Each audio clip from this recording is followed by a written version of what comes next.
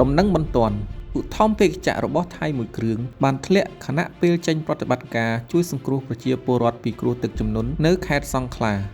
ភ្លៀងធ្លាក់ជាប់គ្នាជាច្រើនថ្ងៃបានបណ្ដាលឲ្យខេត្តសង្ខឡាដែលស្ថិតនៅភាគខាងត្បូងនៃប្រទេសថៃត្រូវជន់លិចទាំងស្រុងជាពិសេសនោះគឺក្រុងយ៉ាតយ៉ៃដែលត្រូវបានអាជ្ញាធរថៃ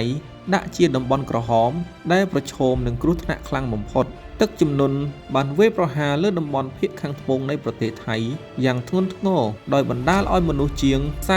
465,000 នាក់ត្រូវបង្ខំចិត្តជម្លៀសខ្លួនស្វែងរកទីតាំងដែលមានសុវត្ថិភាពដើម្បីធ្វើការស្នាក់នៅជាបណ្ដោះអាសន្នផ្ទៃដីប្រមាណ 36,480 ហិកតាត្រូវបានទឹកជន់លិចយ៉ាងខ្លាំងក្លាដែលមិនធ្លាប់មានពីមុនមកក្នុងប្រវត្តិសាស្ត្រខេត្តសង្ខឡារបស់ប្រទេសថៃ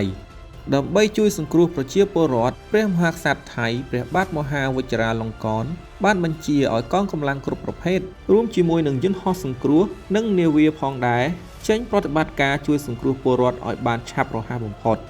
នៅថ្ងៃទី 26 ខែវិច្ឆិកាឆ្នាំ 2025 នេះគេទទួលបានដំណឹងថាមានឧទ្ធម្ភាគចក្រសង្គ្រោះរបស់ថៃមួយគ្រឿង